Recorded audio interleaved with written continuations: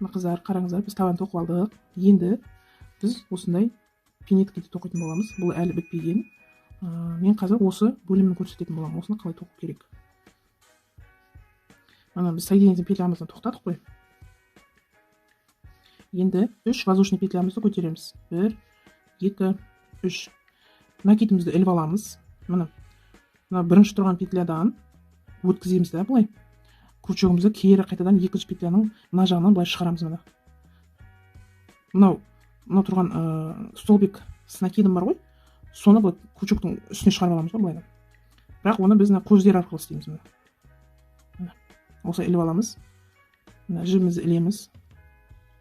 Шығарамыз. Мына крючогымызда 3 көз болды. Мына екеуінен өткіземіз, сосын екеуінен өткіземіз.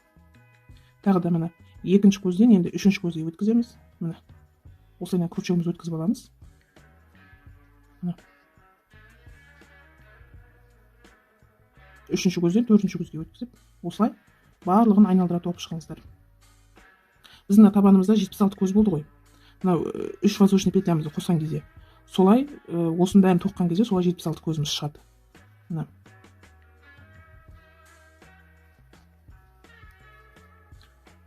көздің мына жағынан өткізіп, жібімізді іліп аламыз. Крючогымызды мына жағынан шығарып, бер жағынан крючогымызды шығарамыз да, әр жағынан өткізіп, жібімізді өткізіп аламыз. Қараңыздар, мына жерде осындай тігіс сияқты пайда болады. Мына жерде бортиктер пайда болады. Бір-екі рет көрсетіп жіберейін.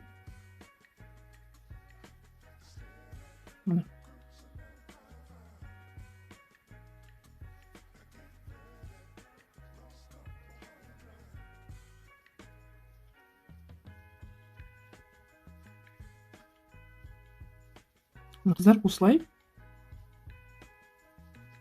айналдыра бәрін тоқып шығасыздар.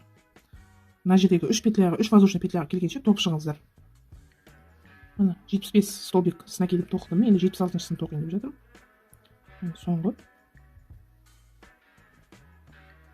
Мына 3 воздушный петлямен санағанда 76 столбик с накидом болады. Мына жерден санағанда 1, 2, 3-шіге жалғаймыз. Соединительный петлямен. Енді 3 петлямызды көтеріп, мынандай резинка сияқты узор жасаймыз қазір. Оны былай жасайсыздар. Накид іліп аламыз. Бірінші тұрған столбик с накидымның, накидтің мына оң жағынан кіргізіп, сол жағынан шығарып, мына іліп аламыз. Мына осылайнан. И мына үшеу болып тұр ғой. Соны екеуінен өткіземіз былайнан. Тағы екеуінен өткіземіз. Бұл алға шығыңқы болып тұрады. Мынау дүзу болып тұрған қатардан біреуі алға шығыңқы, екіншісі артқа кіріңкі болып тұрады қазір. Мына тағы да іліп алдық. Енді оң жағымыздан мына неміздің столбигіміздің әргі жағынан мына осылай крючокты шығарамыз да. Столбик с накидті крючоктың әр жағына қалдырамыз осылайнан мына. Былайнан кіргізіп шығара аламыз. Мына жақтан шықты енді. Қараңыздар. Өткізіп аламыз осылайнан. Үшеу болды. Екеуін өткіземіз. Тағы екеуін өткіземіз. Тағы да мына қараңыздар. Накидті іліп аламыз. Крючокты столбик с накидымның астыңғы жағынан өткізіп, оң жағынан кіргізіп, сол жағынан шығарамыз. Міне. Келесін крючокқа накидімізді ілеміз. Крючогымызды оң жағынан кіргізіп, столбик с накидым уже крючоктың әр жағында қалады. Міне. Сол жағынан әр жағына шығарамыз. Міне. Осылай тоқып шығасыздар барлығын. Ешқандай қиындығы жоқ. Крючогымыздың әр жағына қарай қалдырамыз. Мынау бер жағынан мынандай болып шығып тұрады. Сол кезде мына біреуі бер жағында, екінші әр жағында сондай болып узор пайда болады. Келесі мына столбик с накидымыз крючоктың бер жағында. Келесі крючоктың әр жағында қалады.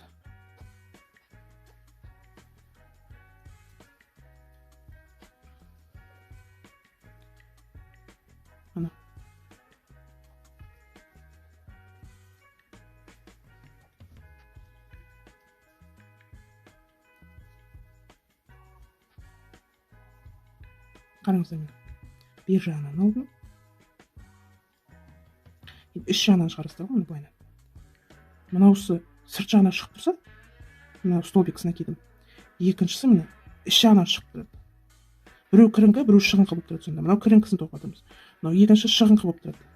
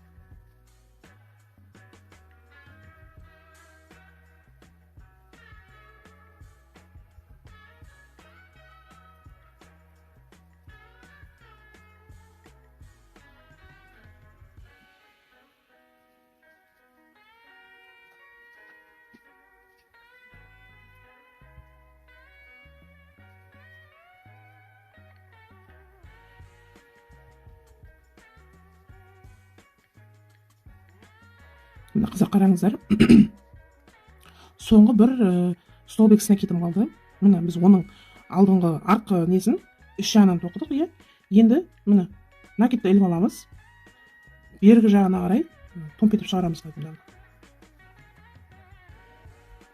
Қараңыздар. Мына жерде 3 воздушный петляның үшіншісіне жалғаймыз.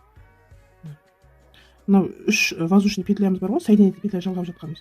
Ол жаңа мынау іш жағындағы узор болып саналып кетеді. Көріп тұрғандарыңыздай. Тағы да 3 воздушный петля көтереміз. Осы узорымызды енді дәл осылай қайталап шығамыз. Уже бұл көрініп тұрады. Ілеміз жібімізді. Крючогымызды оң жағынан кіргізіп, сол жағынан шығарып, іліп аламыз. Өткіземіз.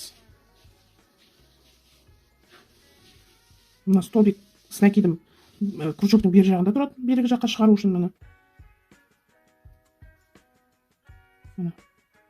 Екінші крючоктың ар жағында қалып тұр. Көрдіңіз бе?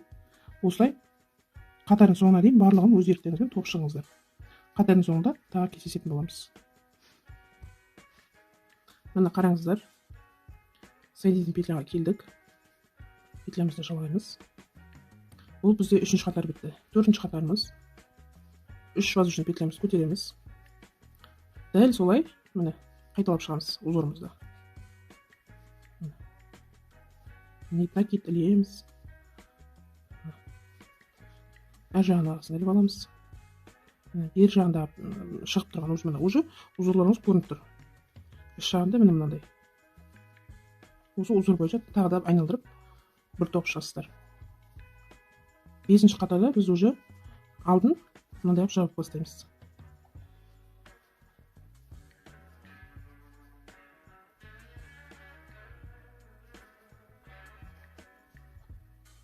Осылай өздеріңіз тоқып шығыңыздар.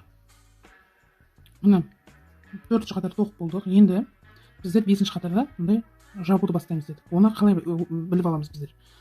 Мына табанымызда бағана 24 көз қостық қой. Соның мына ең бірінші көзі міне мынадан бастап, ол бізде іш жағындағы неге келіп тұр. Соған белгілеп аласыздар міне банкермен. Осы 24 көзді қысқартатын боламыз. Мына жағында міне қараңыздар, көрініп тұр. сырт жағындағысына келіп тұр. Осылай міне екі маркермен белгілеп аласыздар. Міне бастаймыз. 3 воздушный петлямызды көтереміз. Накидімізді ілеміз. Столбик с накидымды крючоктың бер жағында қалдырып, міне узорларымызды қайталаймыз. Міне екінші крючоктың ар жағында қалады. Бұл узорды көбінесе шалбарлардың резинкасы ретінде, жемпірлердің резинкасы ретінде, бас киім тоққан кезде осыны резинка ретінде қолдануға болады. Міне осылай мына маркерге дейін тоқып келіңіздер. Маркерден кейін қалай қысқарту керектігін көрсететін боламын. Маркерге дейін тоқып келіңіздер. Міне қараңыздар, маркердің алдында бір столбик с накидым, бер жағындағысына келдік. Міне қараңыздар. Міне іліп аламыз. Бұны осылай тоқып аламыз. Келесі маркердегі бұл үш жағына қарай кіріп тұрған столбик с накиды, соны маркерімізді шеше тұрамыз. Міне ілеміз.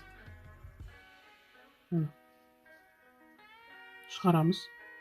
Бастапқы екі петлясын тоқимыз да, крючокқа екеу қалады.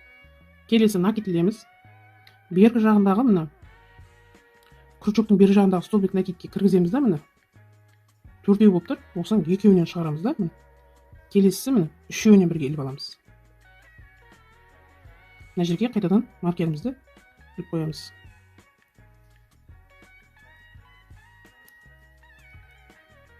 Тағы да солай. 24-ті 2-2-ден қысқартып 12 көз қылып қалдырамыз. Осылай. Тағы да әр жағынан іліп аламыз. Бастапқы екі көзін тоқимыз. Крючокта екеуі қалады. Бер жағындағысынан іліп алып, екеуін тоқимыз да, қайтадан үшеуін өткіземіз.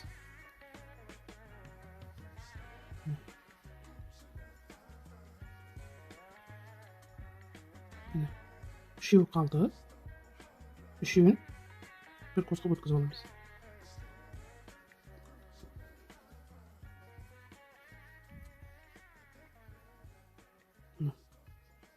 Біз уже біреу, екеу, үшеу, төртеу, бесеуін қысқарттық. Алтыншысы. Алты. Міне жетінші.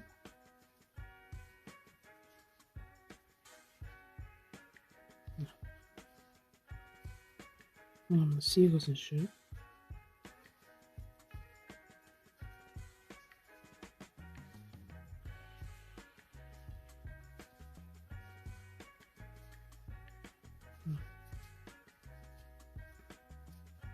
Тоғызыншы.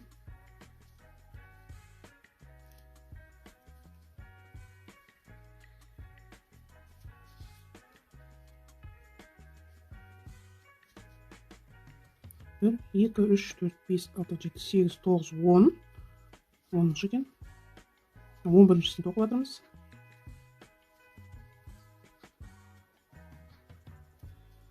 Және міне 12-шісі міне.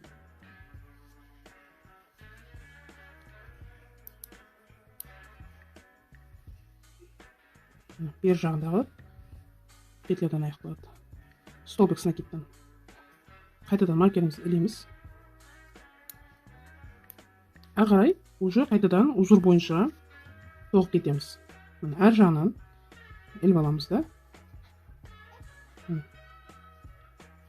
Бергі жағынан крючок өткізіп, столбик с накидын тоқимыз. Әргі жағынан да солай. Осылай мына жерге дейін аяқтаңыздар. Аяқтап болғаннан кейін тағы да осы жердегі маркерге дейін тоқып алыңыздар. Мына қыздар, қараңыздар, маркер тұрған жерге келді. Біз 24 көзді 12 көзді қысқарттық. Енді 12-ні қазір 6 көз қысқартамыз. Маркерімізді шешеміз. Пока что. Енді біздер, қараңыздар, әр жағындағысын алмаймыз, бер жағындағы тұрғандардан қысқартамыз. Мына бер жағындағы столбик с накидын іліп аламыз. Крючоктың бер жағындағы тұрады. Үшеу болып тұр, екеу қылып аламыз. Тағы накид ілеміз да. Келесін бер жағындағысын іліп аламыз. Үшеу қалып тұр. Осы үшеуін крючокқа жіпті іліп қайта өткіземіз. Мына жерге маркерімізді тағып қояйық.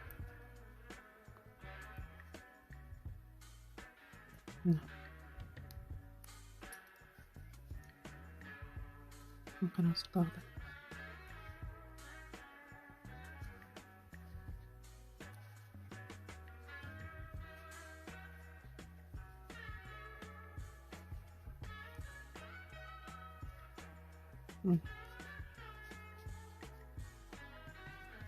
Біреу екеу болды. Үшіншісі.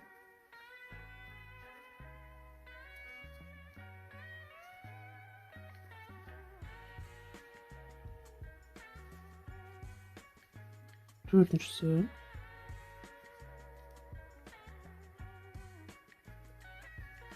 Біреу екеу, үшеу, төрт. Бесіншісі. Міне алтыншысына енді тоқимыз.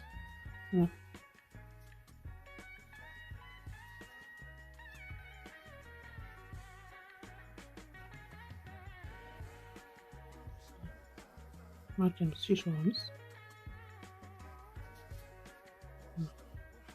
Үшеуін бірге тоқимыз. Мына жерге маркерімізді іліп қоямыз. Ары қарай узорымыз бойынша тоқи береміз. Міне крючокта әр жағында столбик накид қалады. Накидім. Накид іліп аламыз. Крючоктың бер жағында қалады. Міне столбик накидім.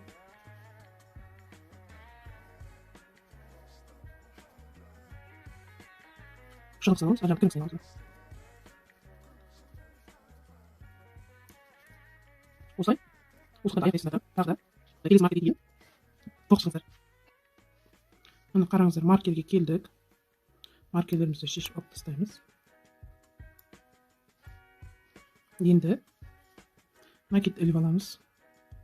Мына жерде уже бір столбик с накидом болып саналады. Өйткені біз бағана екеуін қосып қысқарттық қой. Енді осыдан өткізіп, біреу, ана жер қатты ашылып кетті. Біреу, екеу, үшеу, накидті ілуді ұмытпаңыздар. Төртеу, бесеу, алтыншысы. Бізде крючогымызда 7 көз тұр. Осыны жіпті іліп алып, барлығын арасынан өткізіп шығамыз осылай. Ары қарай накид. Келесі узор бойынша крючок тыққан кезде көрініп тұрады.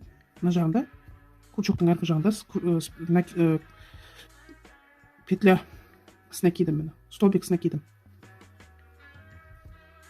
Бергі жағында столбик с накидом тоқисыздар.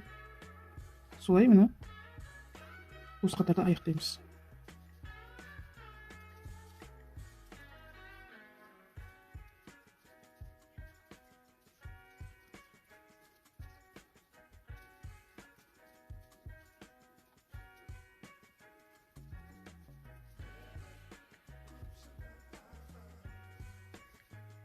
Міне соңғысы. Және міне 1, 2, 3 көзге жалғаймыз. Деп жіптеріңізді үсіп тастасаңыздар болады. Міне. Мына жоғарғы жағын тоқуды көрсететін боламын.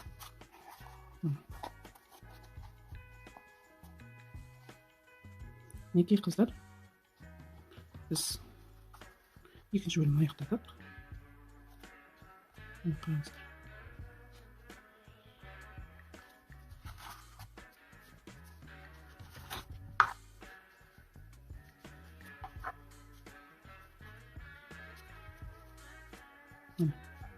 Әрбірде келіп тұр.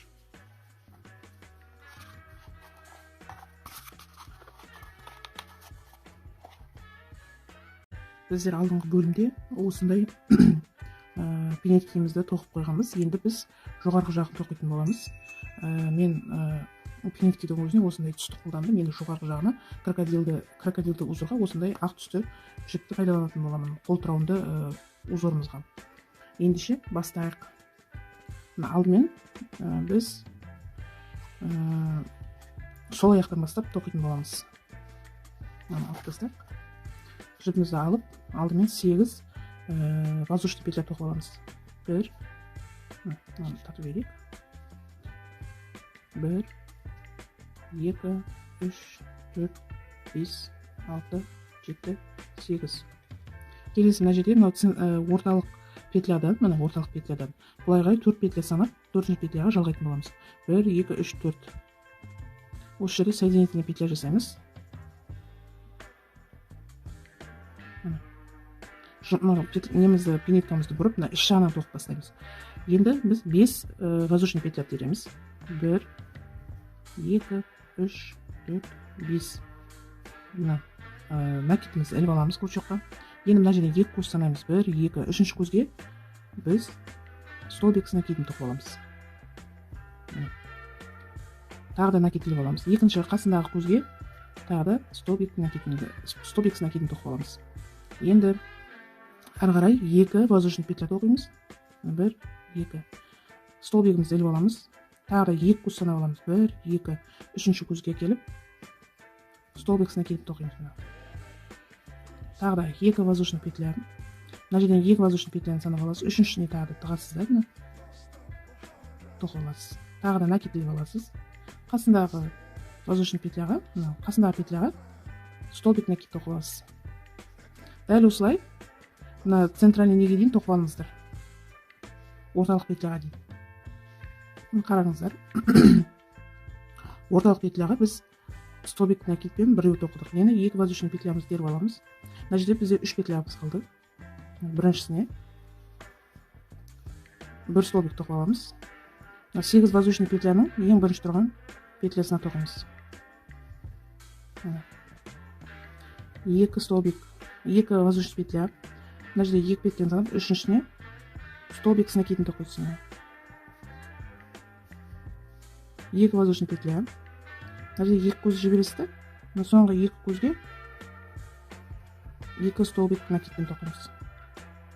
Соңғысына да осылай тоқып жібересіздер. Қараңыздар. Мына жерде былайынан келген кезде жабылатын несі пайда болды. Енді біз қол тұрауының узорын қалай тоқимыз. 1 воздушный петля теріп аламыз. Накидімізді ілеміз. Маған мына тұрған бірінші столбик с накидім мына былай екеуінің ортасынан өткізіп, біз 5 столбик с накидін тоқымыз керек. 1 2 3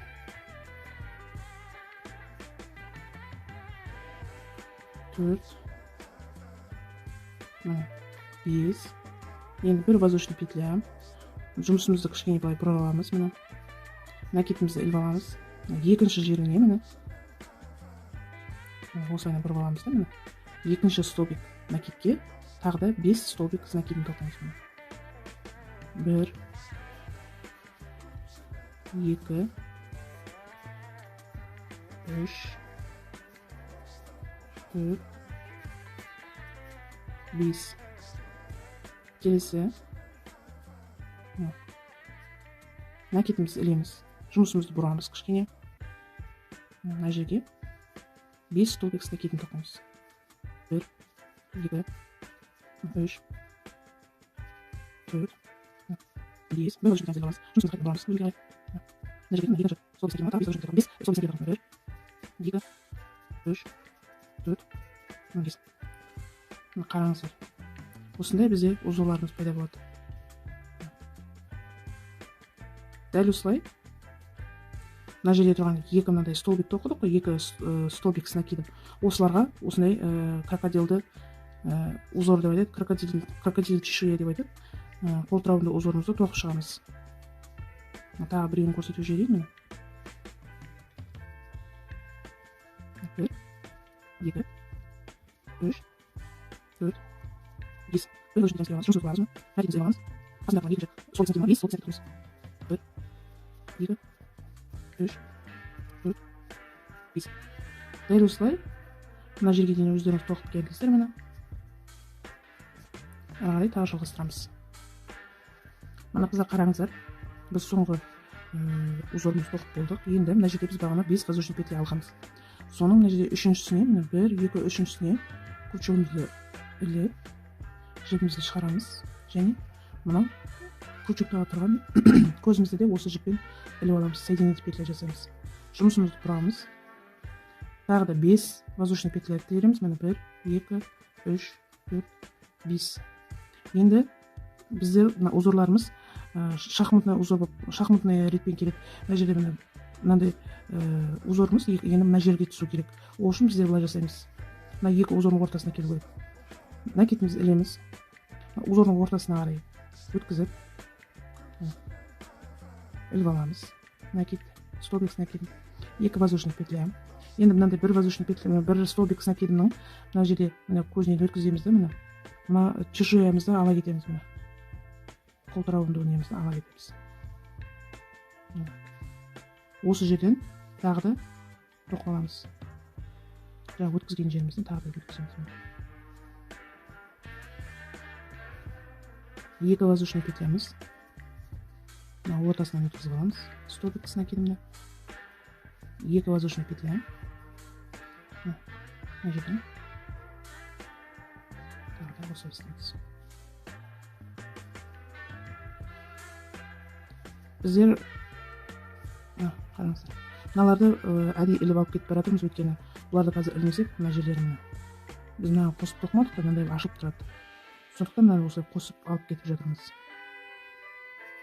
Там екі жерде. Екі жерде. Сол зәртті кәртеп алсақ. Бір зәртті асыра өтіп жатырмыз. Осылай шаласақ. Екі жерде. Осылай соны тұрмыз.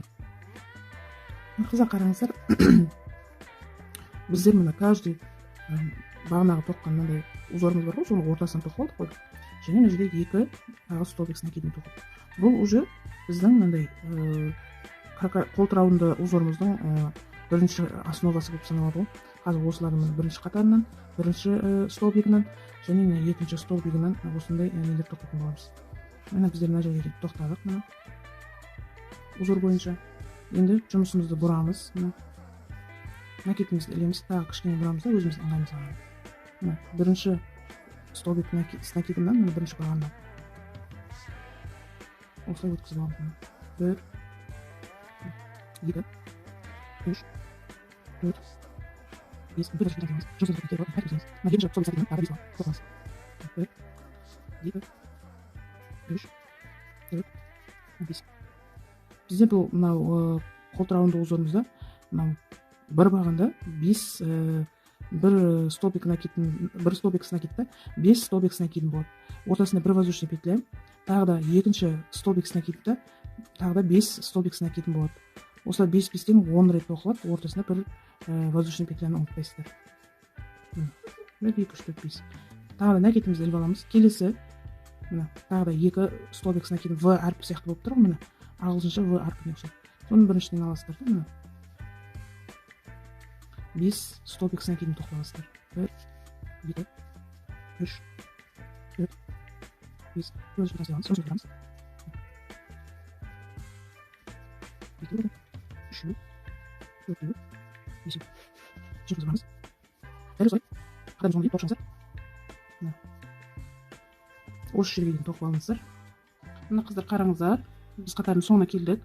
Мына жердегі міне бір столбик с накидім ғой, мына жерде воздушный петля жасап, соединительный петля жасаймыз. Мына жерде енді бізде 5 воздушный петлямыз бар, е? Осыны соединительный петлямен 3 петляға дейін жасап шығамыз. 1, 2, 3. Қараңыздар, енді жұмысымызды бұрамыз. Біз қазір үшінші қатары, үшінші мынандай нені тоқиын деп тұрмыз. Крокодилді қолтырауындың несін узорын тоқиын деп тұрмыз. Ол мына біздің бірінші қатарымызбен бірдей. 5 воздушный петля теріп аламыз. 1, 2, 3, 4, 5. Накетімізді ілеміз. Біз енді мына осы жерге түсу керек қой, мына жерге түсу керек. Ол үшін біз мына бір столбик накетқа мына кіргіземіз да. Бір столбик с накидін тоқимыз. Екінші столбик с накидін тоқимыз.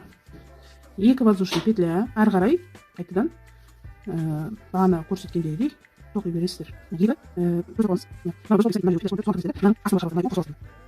Бір столбик с накидін, екінші столбик с накидін. 2 воздушный петля. Бір столбик с накидін. Қараңыздар, мынау үшінші қатарымыз. Бұл үшінші қатарымыз негізді міне 1, 2, 3, 4 5-ші қатар болып саналады негізінде. Ал бірақ бұл бірінші мынау крокодилді кожаның қолтырауын терісінің мынау узор, соның негізі болып саналады, основасы болып саналады мынау узор біз тоқып жатқан. Дәл осылай өздеріңіз мына жерге дейін тоқып алыңыздар, сосын көрсетемін ары қарай. Қараңыздар, 2 воздушный петля теріп аламыз. Енді біз мына қараңыздар, тағы да дәл осындай узор тоқуымыз керек қолтырауын терісіне. Ол үшін мына бүйтесіздер, 2 воздушный теріп алдыңыздар, накидлеп аласыздар. Мына жердегі мынау не бар ғой, столбик с накидом, бұл бағанағы 5 воздушный петлямыз. Соны мына жерде міне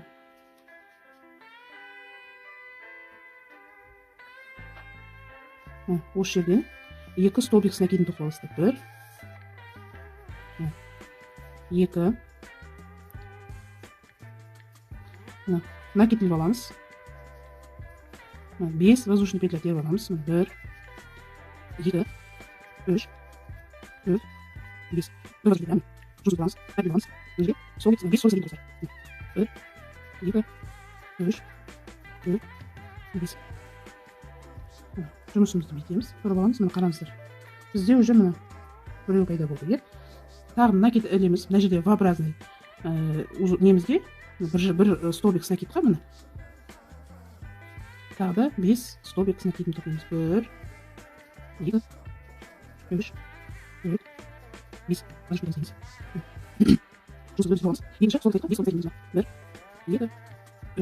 Осылай қыздар, өздеріңіз соңына дейін тоқып келіңіздер.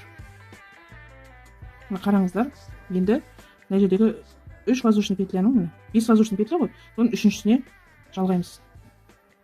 Соединительный петля. Жұмысымызды бұрамыз. 5 воздушный петля тереміз. 1 2 3 4 5. Біз енді міне екінші қолтырауынды узордың екінші узорын тоқитын боламыз енді. Міне 5 воздушный петля міне. Накидімізді іліп аламыз. Мынау узорды екі ортасына кіргізіп аламыз. 1 столбик с накидын тоқимыз. 2 воздушный петля. Қалғаны дәл бағанағыдай осы мына жерлерді тоқығандай тоқи бересіздер. Біреу, екіншісі, 2 воздушный петля. Біреу, 2 воздушный петля. Біреу, 2. Дәл осылай қасына дейін өзіңіз тоқшыңыздар. Мына қараңыздар, 2 воздушный петлямыз теріп аламыз. Енді накидімізді іліп 1 столбик с накидын тоқимыз. Мына қараңыздар, осылай тоқып аласыздар. Бізде уже пинеткамыз шығып келе жатыр, әдемі болып. Енді әрі қарай жұмысымызды сәл өзімізге ыңғайлап бұрып аламыз. Накидімізді іліп аламыз. Мына V-образный уже білетін шығарсыздар, міне үйреніп қалдыңыздар. Міне английский V-образный столбик с накидтың біріншісіне 5 столбик с накидын тоқимыз.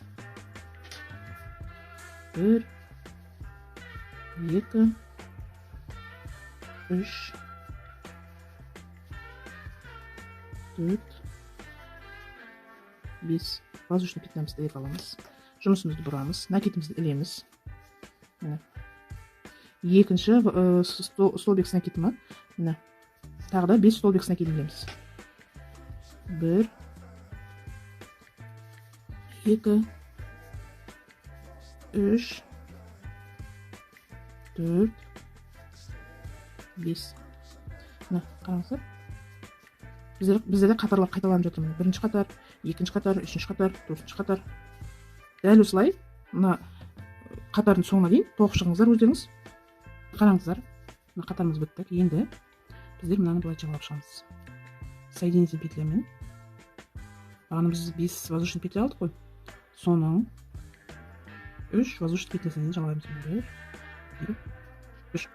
Жұмысымызды бұрамыз. 5 воздушный петля тереміз. 1 2 3 4 5. Біз неге 5 воздушный петля тереміз? Өйткені мына жеріміз біздің барлығы бірдей ровный болып шығу үшін осылай теріп аламыз. Және накидімізді ілеміз. Мына 1 столбик с накидын тұр ғой. Біздер міне қараңыздар, мына жерде қарасаңыздар міне. Бірінші қатарымыз бен үшінші қатарымыз ұқсайды. Екінші қатарымыз бен төртінші қатарымыз ұқсайды. Енді біз қазір бірінші, үшінші қатарымыз, одан кейін бесінші қатарымыз осы қатарға ұқсайтын болады. Ол үшін міне артындағыдай осындай бағандарымызды тоқып алып шығамыз. Өйткені мына чешуяларымыз, жаңағы қолтырауының үлгісін осылай тоқып шығуымыз үшін алдымен осындай столбик накидтарымызды тоқып алып шығып бәрін тоқып дайындап аламыз. Мына накидімізді іліп аламыз. Мына бір столбик с накидымға өткізіп тоқып аламыз. Қасына тағы бір накид іліп дәл жаңағы жерде тоқып шығамыз. Сонда мына жерде 2 столбик с накидім пайда болады. 2 воздушный петля накид ілеміз. Мына қолтырауының узорының ортасы бар ғой, содан іліп аламыз.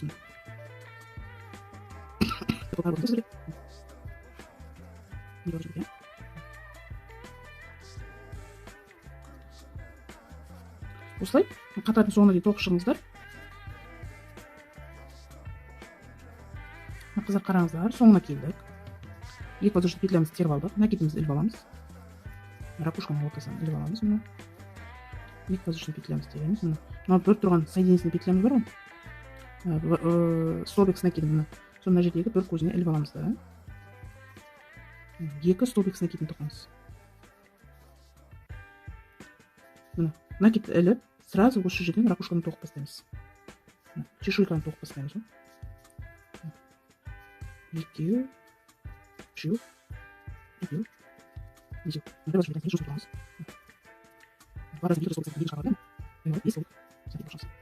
2, 3, 4, 5. Мына жерде мына тағы бір разы. Осылай тоқып шығасыздар.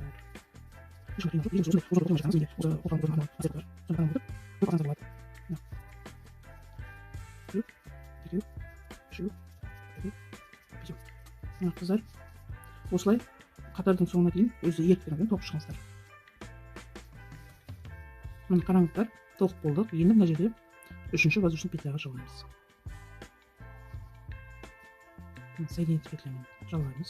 Жұмысымызды бұрамыз. Қараңыздар, петлямызды көтереміз. 2 воздушный петлядан соединительный петля жасаймыз. 1 воздушный петля көтеріп, екеуінің ортасынан соединительный петля жасаймыз. Воздушный петля көтереміз, соединительный петля жасаймыз, воздушный петля көтереміз. Мынаны былай өткізіп, мынаны қосып аласыздар. Соединительный петля, воздушный петля, соединительный петля, воздушный петля, ортасына тағы мына соединительный петля жасайсыз. 1 воздушный петля көтересіз. 2 воздушный петлямыз бар еді бағана. Өткізіп соединительный петля жасайсыз. Воздушный петля. Былайынан өткізіп алып. Соединительный петля. 1 воздушный петля. Осылай мына жиегін әдемілеп, әсемдеп шығасыздар. Осы видеоның соңына дейін жасап шығыңыздар. Мына қараңыздар. 1 воздушный петля. 2 столбиктің арасынан өткізіп, соединительный петлямы жасаймыз. 1 воздушный петля. Соңғы чешуяның ортасынан өткіземіз. Соединительный петля. 1 воздушный петля. Мына бірінші тұрған петлямызға соединительный петля жасаймыз да. Жібімізді өткізіп.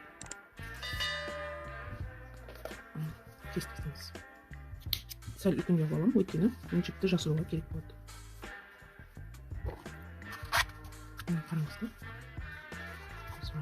Кесіп көрсетейін сіздерге. Осындай әдемі пленкамыз шықты. Қажеттерін бәрін жасыратын боламыз. Мынаны бүйтіп әкелген кезіңізде мына жерлерге түйме тағып қоямыз. Сол аяғын бітірдік. Ассалаумағалейкум. Менің каналыма қош келдіңіздер. Бүгін біз қолтырауынды пинетканы жалғастыратын боламыз. Алдыңғы бөлімде біз сол аяғын тоққан болатынбыз. Енді оң аяғы қалай тоқылатынын үйрететін болам. Осындай узорлардың. Ең алдымен мына қараймыз. Мынау орталық петлядан 4 петля санап аламыз. 1, 2, 3, 4. Осыған жібімізді жалғап,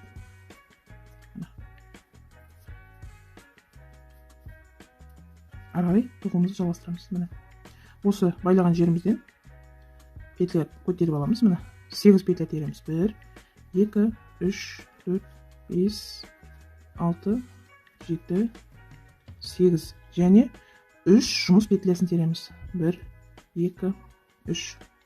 Мына жерден енді санағанда 5-шіге біз тоқитын боламыз. 1, 2, 3, 4, мына 5-шіге, 5-ші көзге накидімізді іліп алып, столбик с накидін тоқимыз. 2 воздушный петля тоқимыз, накид іліп аламыз. 2 петля тастап, 3-ші петляға тоқитын боламыз. 1, 2, міне 3-ші.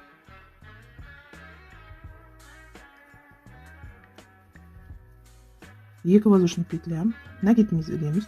Мына жерде міне ең бірінші петлямыз бар ғой. Соған тоқып аламыз. Және тағы накидті іліп алып, қасындағы көзімізге тоқимыз. 2 воздушный петля. 1, 2 көзді өткізіп, 3-ші көзге 1 столбик с накидін тоқисыздар. 2 воздушный петля. 1, 2 өткізіп, міне 3-шісіне 1, 2.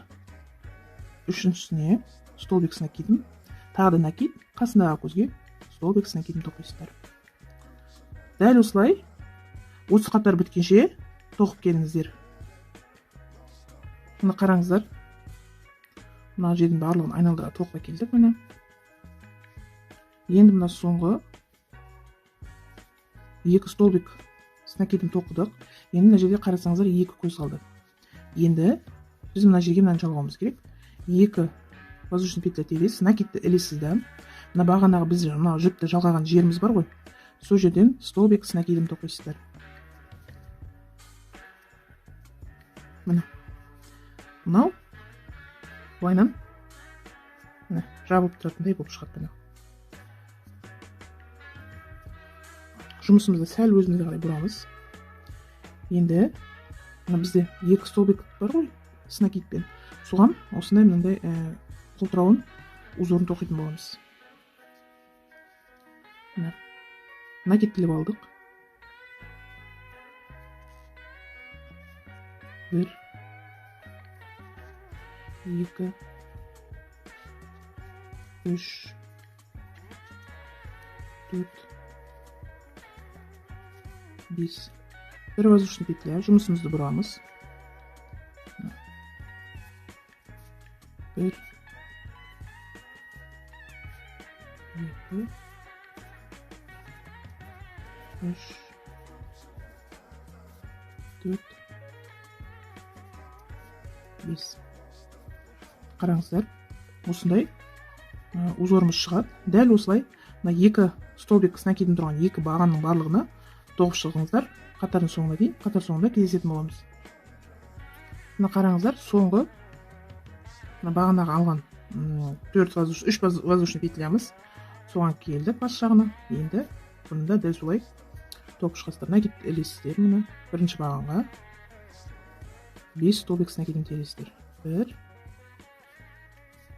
2, 3, 4,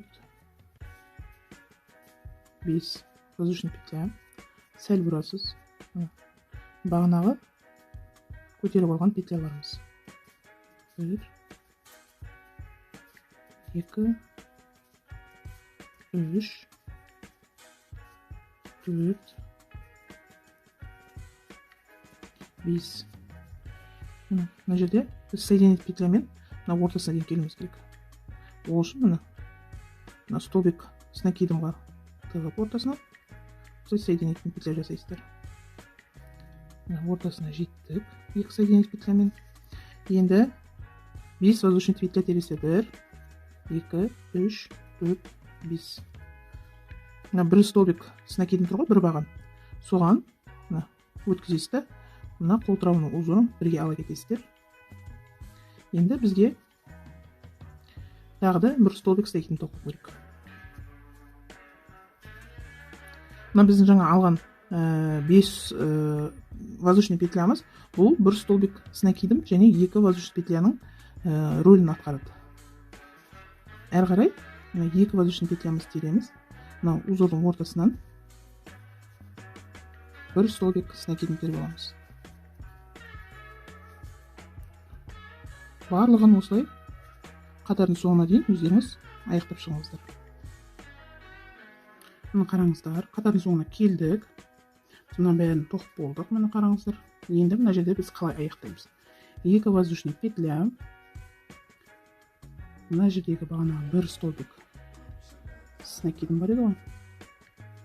Соған тағы да бір столбик с накидін тоқимыз. Жұмысымызды бұрамыз.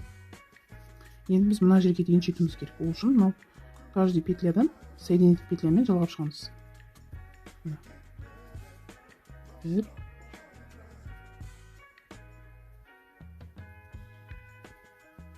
екі, үш. Енді накидімізді ілемізді қайтадан узорымызды тоқып бастаймыз. Бір, екі, үш, төрт, бес. Бір воздушный петля. Жұмысымызды бұрып. Бір, екі, үш, төрт, бес. Осылай қатарды барлығын тоқып шығыңыздар. Қараңыздар, мен соңғы чешуяны тоқып болдым. Енді мына жерде бізде 5 воздушный петля болған. Соның астынан жаңағыдай үшіншісіне соединительный петля жасаймыз. 1, 2, 3. Осы қатарымызды осылай аяқтаймыз. Енді жұмысымызды бұрамыз. 3 воздушный петля тереміз. 1, 2, 3. Накид іліп аламыз. Дәл осы жерге бір столбик с накидін тоқимыз. Бұл бізде міне бірінші қатардағыдай чешуя тоқуға 2 столбик с накидінің рөлін атқарады. 2 воздушный петлямызды тоқимыз. Чешуйканың ортасынан өткізіп аламыз. Міне бір столбик с накидімді. 2 воздушный петлямызды тоқимыз. Міне бір столбик с накидтен 2 столбик с накид тоқимыз.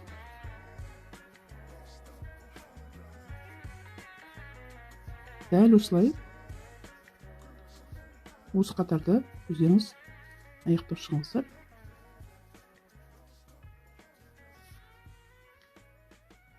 Міне біз қатардың соңына келіп қалдық. Бізде мына 2 столбик, 1 столбик, 2 воздушный петля, тағы да 1 столбик қалды. Енді біз бұны бүйтеміз. 2 воздушный петлямыз тереміз. Мына жерде бізде узор бойынша 2 столбик с накидін болу керек. V-образный, чешуйкамызды тоқу үшін. 2 столбигімізді тоқып аламыз. Столбик с накидім. 2 воздушный петлямыз тереміз. Және мына жердегі міне бірінші көзімізге өткізіп столбик с накидін тоқимыз. Жұмысымызды бұрамыз.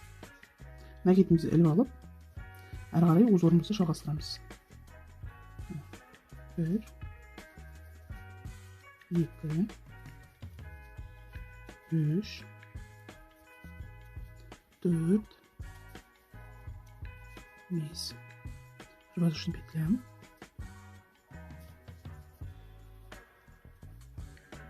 1, 2, 3, 4, 5. Мінекей. Мынау үшінші қатарымыз біздің бірінші қатарымызға ұқсайды. Одан кейін төртінші қатарымыз екінші қатарымызға ұқсайды. Бесінші қатарымыз бірінші қатарымызға ұқсайды. Осылай тоқып шығасыздар. Қатардың соңына дейін өзіңіз аяқтап алыңыздар. Мына қараңыздар, біз қатар соңына келдік. Міне ең бірінші тұрған бір столбик с накидом және 3 воздушный петлямызға келдік. Накидімізді іліп аламыз. 1, 2, 3, 4, 5. Bir воздушный петлямызды ілеміз. Накидімізді іліп аламыз. 1, 2, 3, 4, 5. Біз 3 қатарымыз болдық. Енді біз 4-ші қатарымыз, мына 2-ші қатарымыз бірдей. Сол үшін мына басында бағана біз соединительный петля жасап, мына ортасына дейін келдік қой, дәл солай жасаймыз. Соединительный петля, біреу, екеу. 5 воздушный петля тереміз. 1, 2, 3, 4, 5. Бұл 3 воздушный петля, 1 столбик с накидымды қызметін атқарады және 2 воздушный петлямыз. Сонымен барлығы 5 воздушный петля болады. Накидымызды іліп аламыз. Міне 1 столбик с накидымнан 2 столбик с накид тоқимыз. 2 воздушный петля.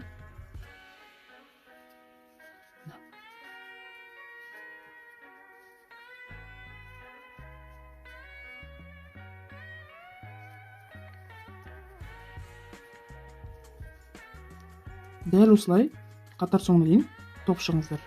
Мұны қараңыздар. Біз қатар соңына келдік. Накидімізді ілеміз. Бұл жерде біз 2 столбик с накидін тоқып аламыз.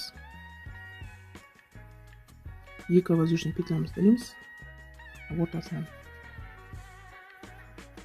столбик с накид тоқып аламыз. 2 воздушныйымыз. Накид іліп аламыз. Мына жердегі столбик с накидімнен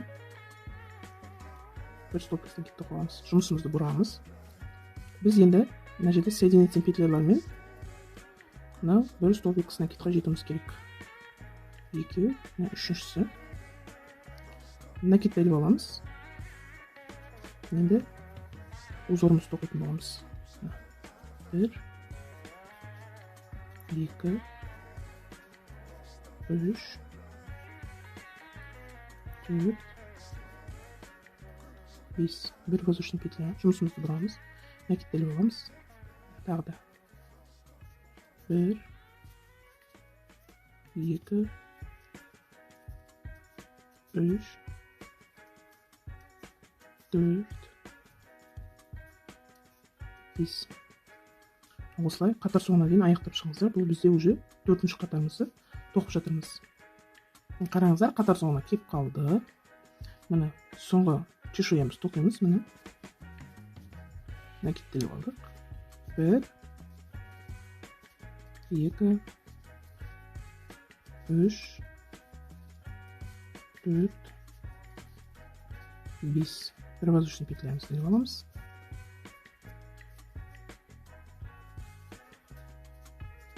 1, 2, 3, 4, 5. Енді біз 5 воздушный петлямыз бар еді ғой. Соның үшіншісіне соединительный петля жасаймыз. 1, 2, 3.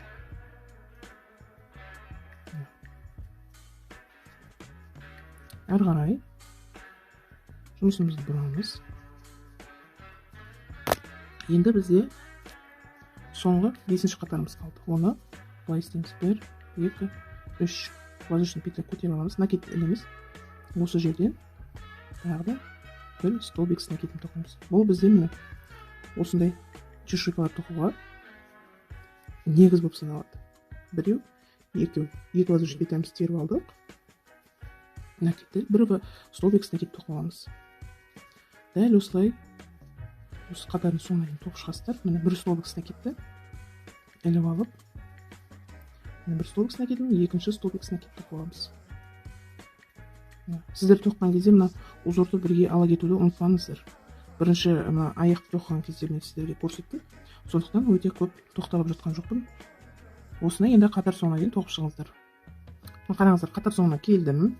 Мына жерде біздер мына бір столбик с накидқа біз 2 столбик с накидін тоқимыз. 1, 2. 2 воздушный петлямызды ілеміз. Және мына жерде 1 столбик с накидін ілеміз. Тоқып аламыз. Жұмысымызды бұрып, қарай узорымызды тоқып кетеміз. 1, 2, 3, 4, 5. 1 воздушный петлямызды аламыз. 1,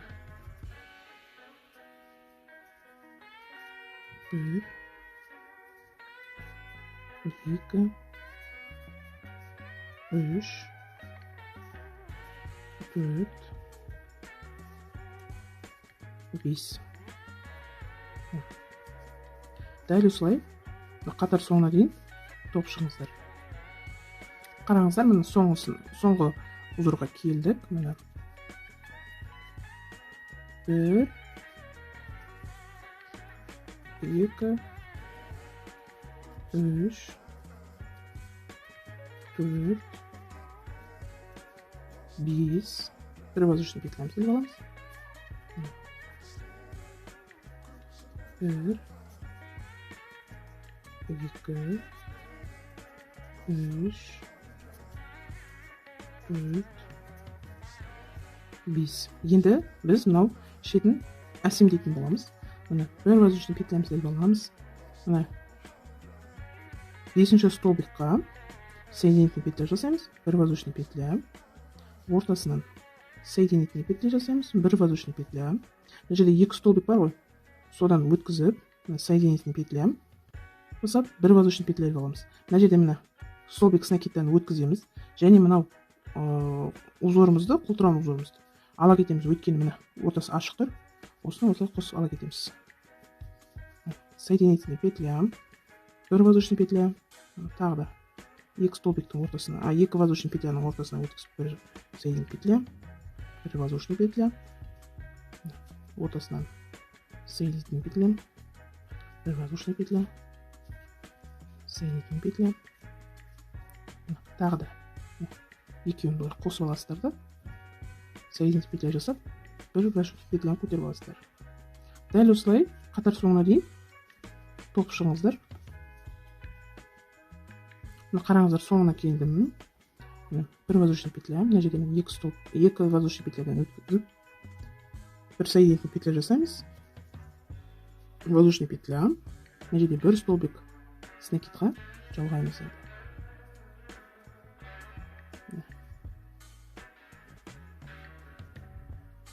Соединительный петля. Бір көтерілістерді тартып, жібімізді үст тастаймыз. Окей. Мынау үш жағынан. Мынау үш жағынан. Мынау сырт жағынан. Мынау осылайынан тағылады. Мына жерлерге түйме тағатын боламыз. Мына өзінің тесіктері бар осы жерден.